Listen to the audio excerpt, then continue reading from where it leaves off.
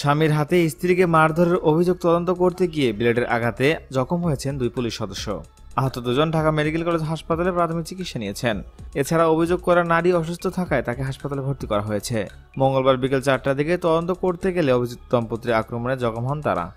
আহত এসআই জাহাঙ্গীর হোসেন জানান, সোমবার রাতে ইয়াসমিন নামে এক নারী থানায় এসে অভিযোগ করেন যে তার স্বামী ইউনুস ওরফে মাকড়সা তাকে মারধর করেন। সেই অভিযোগে তদন্ত করতে মঙ্গলবার বিকেলে তিনি টিম সহ শ্যামপুর পাইপ রাস্তা মাস্টার গলিতে তাদের বাসায় যান। সেখানে যাওয়ার পরপরে ওই নারীর স্বামী মাদকাসক্ত ইউনুস তাদের উপর হামলা করেন। এক পর্যায়ে ঊর্ধ্বতন কর্মকর্তাদের জানিয়ে সেখান থেকে চলে আসেন তিনি। এ বিষয়ে এসআই আরও জানান, টিম নিয়ে মুন্সিবাড়ি ঢালে আসার পর ইয়াসমিন আবার তাকে ফোন দেয়। তখন তিনি গাড়ি নিয়ে সেখানে দাঁড়ালে ওই দম্পতি একজোট হয়ে সেখানে আবারও আসেন। এসে দুজন মিলে পুলিশের গাড়ি ভাঙচুরের চেষ্টা করেন। তখন তাদের থামাতে গেলে ব্লেড ও কাঁচি দিয়ে ইউনুস তার হাতে আঘাত করে। তাকে ধরতে গেলে নজরুলকেও আঘাত করেন ইউনুস।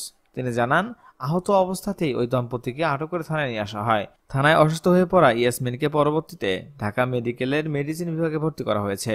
এ বিষয়ে আইনগত ব্যবস্থা নেওয়া হবে।